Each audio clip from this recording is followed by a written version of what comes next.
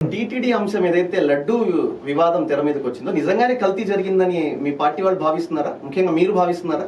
జరిగిందనే కదా ఎవరు బయటకు వచ్చి మాట్లాడింది. మరి ఇంతమంది మంత్రులు ఉన్నారు, ఇంతమంది శాసనసభ్యులు ఉన్నారు, ఇంతమంది ఎమ్మెల్సీలు ఉన్నారు, ఏ ఒక్కరైనా బయటకు వచ్చి మాట్లాడినారా? అంటే గతంలో చేసిన గతంలో మా అన్న దగ్గర పనిచేసిన వాళ్ళు, మా అన్న దగ్గర లబ్ధి పొందిన వాళ్ళు ఎవడు వచ్చి మాట్లాడినాడో? ఎవడో దానయ్య అదో 10 20 ఇచ్చితే మాట్లాడేవాళ్ళు తప్ప, అదో కొంతమంది ఆడవాళ్ళు ఉన్నారు, ఒక 3, ఒక ఆమె మంత్రి ఉన్నది, ఇంకొక ఆమె దేనికి పనికిరాము ఒక ఆమె ఉన్నది. వాళ్ళు ఏమో తెలంగాణలో కూర్చొని వాళ్ళు మాట్లాడుతూ ఉంటే ఇంకెనాలి మనం. అది ఎవరు ఎండవలే, ప్రజలు లేకపోవడం లేదని నేను వచ్చి ధైర్యంగా నేను మాట్లాడుతున్నా. రోజా కూడా స్పందించింది కదా? స్పందించింది. మీ జగన్ అన్న కూడా స్పందించింది. ఆమె తినింది అయిన లడ్లన్నీ. ఇప్పుడు రోజా తినింది భయంకరంగా లడ్లు. ఏంది తినింది? రోజుకు 70 లక్షల నుంచి ₹1 కోటి వరకు సంపాదిస్తుందయా ఒక రోజుకు.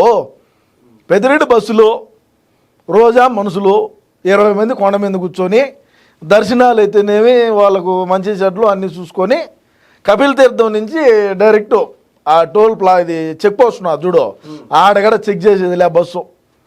డైరెక్ట్గా పోయేది, డైరెక్ట్గా వచ్చేది. నేను ఎన్నోసార్లు చెప్పిన, జగనన్నకు కూడా చెప్పిన నేను, ఇది చాలా దుర్మార్గపు చర్య. మనం వెంకటేశ్వర స్వామిని అడ్డం పెట్టుకొని వ్యాపారం చేయకూడదు. దేవుడే, వ్యాపారమే. నా మాట ఎవరున్నారో ఎనగనే పౌరాల గుట్లో దిగింది. ఇంకేం చేస్తాము? ఇప్పుడు ఎంతవరకు మనం దేవుడిని దేవుడిగానే చూడాలా? ఆ భయము, ఆ భక్తి, దేవుడు అంటే భయం ఉండాలా, భక్తి ఉండాలా. ఉంటేనే నువ్వు ఎడ్న పడతావు, ఆ విశ్వాసం నీలో ఉంటుంది. దేవుడిని అడ్డం పెట్టుకొని నువ్వు వ్యాపారం చేసి ₹10 డబ్బులు సంపాయాలంటే ఇంకేం చేస్తాము? అదే అయింది. 5 తీసేసి 11కి ఇచ్చారు. స్వామి నామాలు 2 ఇచ్చాడు, మాకు సరిపోలా. అది కథ. నాకు తెలిసి ఈ తిరుమల లడ్డు విషయం మీద ఒక్కటి వైసీపీకి ప్లస్ జరిగింది అనుకుంటున్నా. ఏం జరుగుతుంది? దగ్గర అయింది అనుకుంటున్నాను నేను. వైఎస్ఆర్సీపీకి అన్నకు ఎక్కువ అన్న మీద ఏముండదు. మొన్న వచ్చి చంద్రబాబు నాయుడు గారిని కామెంట్ చేసింది కదా షర్మిల. అంటే ఇన్ని రోజులు ఆమె అంటే ఏంటంటే ఇది 100 రోజుల పరిపాలన 100 రోజులు అయిందని చెప్పి ఈ తెలుగుదేశం వాళ్ళు ఏదో కొన్ని ప్రోగ్రామ్స్ ప్రతి నియోజకవర్గంలో చేసుకున్నారు ప్రతి శాసనసభ్యుడు అందరూ. దాని గురించి ఏదో కామెంట్ చేసిందామా? మరి అన్న 5 ఏళ్ళు శుద్ధంగా చేస్తుంటే ఏమో కాంగ్రెస్లోకి ఎందుకు పోతుందిలే, అది చెప్పవా? అన్న శుద్ధంగా పరిపాలన చేసి, అన్న శుద్ధంగా పాలన చేసి, అన్న ఇచ్చిన హామీలు నెరవేర్చుంటే దేనికి ఏమో కాంగ్రెస్ పార్టీ లేకపోతుంది. అది నా పాయింట్. దీనికి చెప్పి నువ్వేం చెప్తావు? దీనికి చెప్పయా, నువ్వు చెప్పి ఏం చెప్తావు? సరే, అన్న చేయలేదనే మరి ఇంకేందంగా. భూమన కరుణాకర్ రెడ్డి వెళ్ళి నేను ప్రమాణం చేయడానికి సిద్ధంగా ఉందని చెప్పి ఆయన హారతిస్తే పోలీసులు అడ్డుకున్నారు ఆయన ప్రమాణం చేసేటప్పుడు. అంటే ఆయన వాస్తవంగానే భూమన కరుణాకర్ రెడ్డి అంటే ప్రమాణం చేసేందుకు సిద్ధమయ్యాడు కదా, మరి ఆయన మాటల్లో వాస్తవం ఉందంటారా? మరి కరుణాకర్ రెడ్డి ఎందుకు వచ్చి, ఇప్పుడు కరుణాకర్ రెడ్డి వచ్చినాడా నువ్వు అంటున్నావు? వైవి సుబ్బారెడ్డి ఎందుకు రాలా? ధర్మారెడ్డి ఎందుకు రాలా? అసలు అవినీతి జరగలేదు, అక్రమాలు జరగలేదు. కొండ మీద కలియుగ దైవమైనటువంటి వెంకటేశ్వర స్వామి దగ్గర ఎటువంటికి అవినీతికి అక్రమాలకు పాల్పడలేదు జగన్మోహన్ రెడ్డి అనేటువంటి మా అన్న అయితే, డైరెక్ట్గా జగన్మోహన్ రెడ్డి గారు వచ్చి మా అన్న వచ్చి కోనేరులో మునిగి దైవ సన్నిధిలో ప్రమాణం చేయాల. అప్పుడు నేను ఒప్పుకుంటా.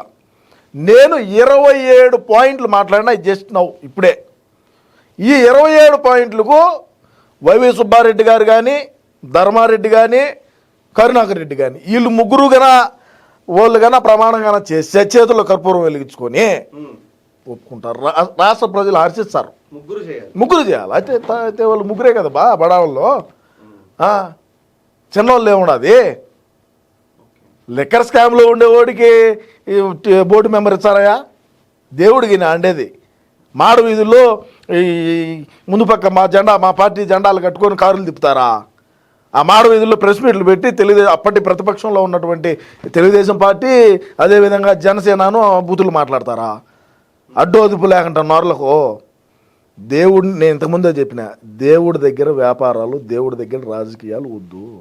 ప్రశాంతత కోసం పోయినావు దేవుడి దగ్గరికి, పోయి నమస్కారం చేసుకొని నువ్వు కొంపకు నువ్వు బయటకు వచ్చి కిందికి సావు, కిందికి వచ్చి మాట్లాడు. పైన వద్దు, తిరుపతికి వచ్చి మాట్లాడు. ప్రెస్ క్లబ్లు ఉన్నది కదా తిరుపతిలో, ఆడపెట్టు మాట్లాడు. ఎందుకు ఊరికే గడ్డి తినే మాటలు? వారానికి అంటే 2 మాటలు పోతారు, ప్రోటోకాల్ ఉండదని. మంత్రుల ప్రోటోకాల్తో మంత్రుల అనుచరులు కూడా పోయినారు. మరి ఏ వచ్చావు? దేవుడు కదా, ఆయన కూడా ఎన్ని రోజులు చూస్తాడో ఈ దుర్మార్గాలన్నీ. అందుకే పడింది అందుకే పడింది అటు అది నాకు తెలుసు కదా, మనం ఎట్టా మింగలేమని నాకు తెలుసు.